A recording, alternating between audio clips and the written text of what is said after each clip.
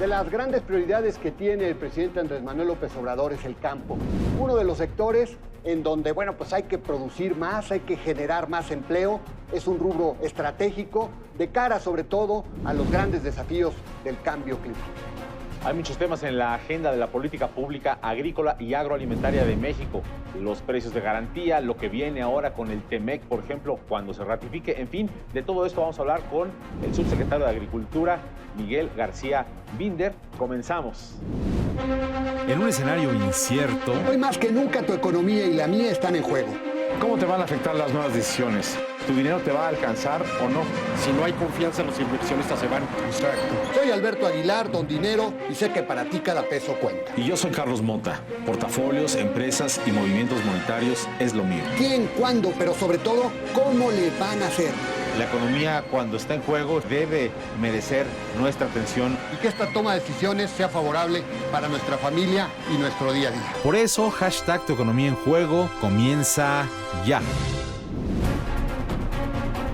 Queridos amigos, ¿cómo están? Bienvenidos a una edición más de Hashtag Tu Economía en Juego. Hoy nos acompaña aquí en el estudio el ingeniero Miguel García Binder. Él es el subsecretario de Agricultura. Queremos agradecerle mucho que esté por acá con nosotros. ¿Cómo estás, ingeniero Miguel? Gracias por estar Mucho con gusto, un placer estar con ustedes en este importantísimo espacio para todo el país. Es un honor para mí estar con ustedes. nosotros. Muchas gracias. Alberto Aguilar, ¿cómo estás? Hola, Carlos, qué gusto saludarte. Muy buenas noches a todos. Gracias.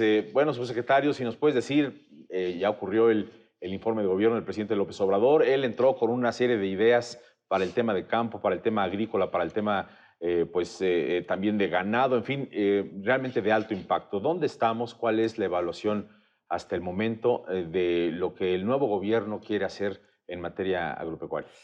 Muchas gracias, Carlos. Yo creo que hay que empezar con un mensaje. El mensaje del presidente respecto al campo es diametralmente opuesto a lo que veníamos escuchando en el pasado. La agricultura deja de ser importante para volverse estratégica.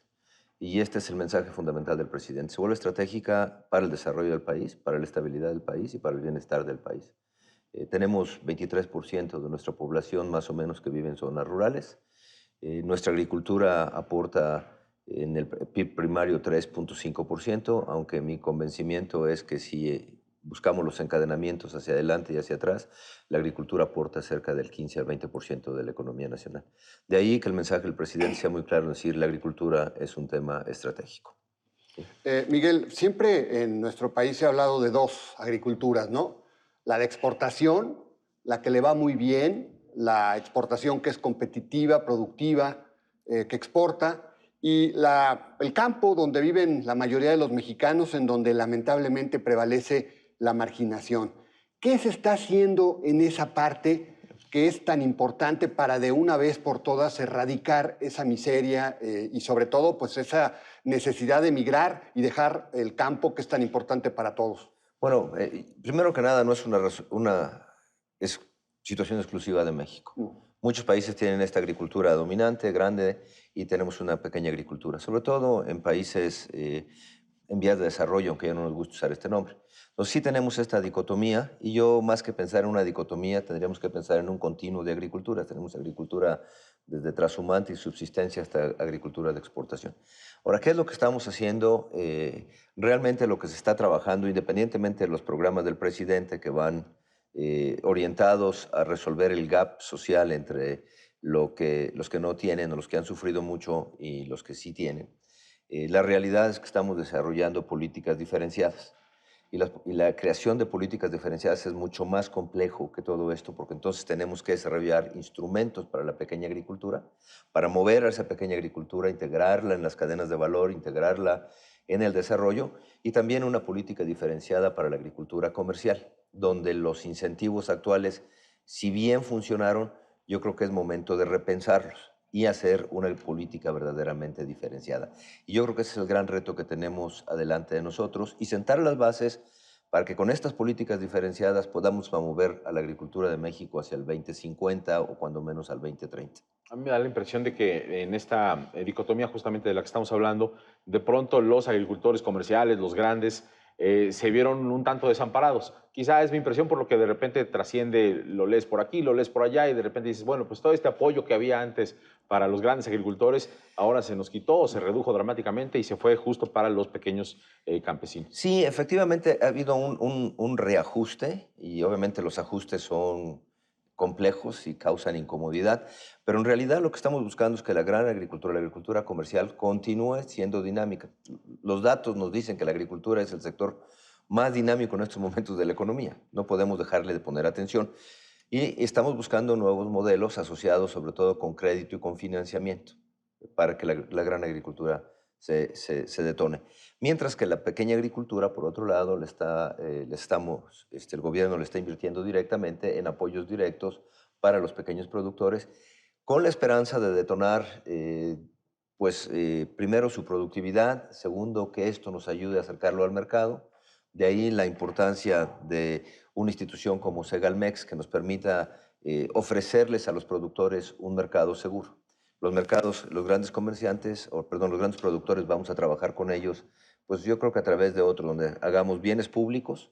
Yo creo que este es uno de los grandes retos también para la agricultura del país, es pasar de bienes privados a bienes públicos, es decir, invertir más en innovación, en ciencia, en tecnología, en extensión, en caminos, en infraestructura de almacenamiento de granos, y todo esto nos va a generar una nueva forma de hacer la agricultura, ¿no?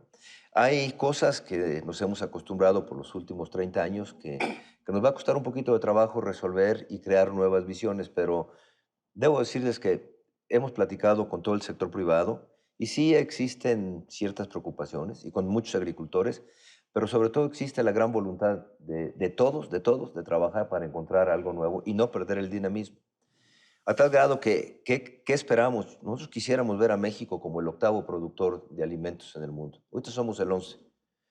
Pasar a ser el 8º nos obliga a crecer la productividad agrícola de un 2.10% anual. Pero no solo eso, sino que los beneficios se derramen hacia la integración de la cadena. Y esto es parte de lo que estamos tratando de trabajar. Con el cambio climático, Miguel, y pues los grandes desafíos que hay en materia alimentaria en el planeta, digamos, ¿qué se está haciendo o cómo se visualiza México en la parte agroalimentaria? Mira, en México tenemos algunos retos muy importantes y todos los datos nos indican que México sería uno de los 30 o 40 países que se vería más afectado o que está siendo más afectado ya por el cambio climático. De por sí éramos un país árido y semiárido. México, a diferencia de lo que muchos creen, es un país árido y semiárido. El cambio climático nos va a exacerbar estas condiciones, a tal suerte que hoy tenemos 26 estados con problemas de sequía. Entonces, ¿qué estamos buscando? Bueno, lo primero que estamos buscando es un cambio de paradigma en la agricultura, ¿sí? Primero, en pasar a ser una agricultura mucho más amigable con el ambiente. Le estamos dando mucho énfasis en esta administración al manejo del suelo y la conservación del agua, que son dos vitales no solo para la agricultura, sino para el futuro del país. Nosotros tenemos un problema gravísimo de deterioro del suelo mexicano, del suelo en general y del agrícola en particular. Entonces, el gobierno le está dando una mayor atención a esto. Se está perdiendo suelo cultivable, ¿no? Y de todo tipo, de cultivable, el de las montañas, las ciudades nos han invadido suelos, a tal grado que de 26 millones de hectáreas agrícolas, sin contar las ganaderas, tenemos 4 o 6 millones de hectáreas dañadas del suelo. Y como lo comento, muy frecuente, dañar un suelo nos toma un ciclo agrícola. En un ciclo agrícola podemos destruir un suelo. Construirlo nos toma más de 100 años. Entonces, esta es una tarea que tenemos pendiente. Entonces, por un lado, estamos trabajando fuertemente en esto. Por otro lado, estamos cambiando las formas de esta agricultura. Buscamos una agricultura más, voy a utilizar un término que a algunos no les gusta, climáticamente inteligente, más amigable. Como agricultura de precisiones, agricultura de cero labranza, utilizar más biofertilizantes, biopesticidas, algo que nos lleve a conservar este pequeño país nuestro, porque es un pequeño país comparado con el mundo. Y tercero, estamos trabajando en coordinación con otras dependencias en todo lo que es el Programa Nacional de Cambio Climático para darle atención a este complejo problema que pues tenemos que darle atención inmediata, no puede esperar para mañana. ¿Qué tan buen año agrícola va a ser este 2019, Miguel? Creo que va a haber unos cultivos con un gran potencial, con un gran éxito, quizá algunos de los frutales templados, el aguacate. Maíz, creemos que va a ser un año bueno, por muchas razones. Donde vamos a ver un poco de problemas, yo creo que va a ser en el cultivo del frijol, en las cosechas del frijol, sobre todo porque la zona frijolera ha sido afectada mucho por esta sequía que nos está afectando. Por lo demás, platicando con algunas gentes del sector privado el día de ayer, las expectativas que ellos mismos tenían es muy positiva. Todavía, a pesar de todos los problemas climáticos que tenemos. Viene la posibilidad de que se ratifique el TEMEC. Yo detecto cierto optimismo al respecto de esa ratificación, pero estamos en manos quizá del Congreso de Estados Unidos a ese respecto. Y quisiera un poco tu reflexión, porque sí que ahora parece que esta es una superindustria muy integrada, ¿no?, entre Estados Unidos y México. Mira, sí, hay que recordar que ya estamos inmersos en un tratado de libre comercio de hace 25, 30 años, entonces tenemos una integración muy alta. Nos faltan algunos sectores para lograr mayores integraciones. El de tomate es un ejemplo. Si el de tomate logramos integrarlo como las berries o como logramos integrar el aguacate, seguramente no hubiéramos tenido el problema de los aranceles. Yo creo que la incorporación del TEMEC en su nueva versión nos va a obligar a pensar en otros temas que tradicionalmente no veníamos pensando, que era, por ejemplo, todo el tema de empleo en el campo, que en este nuevo TEMEC se le da un nuevo dinamismo vis a vis al NAFTA. Y el otro son los temas ambientales.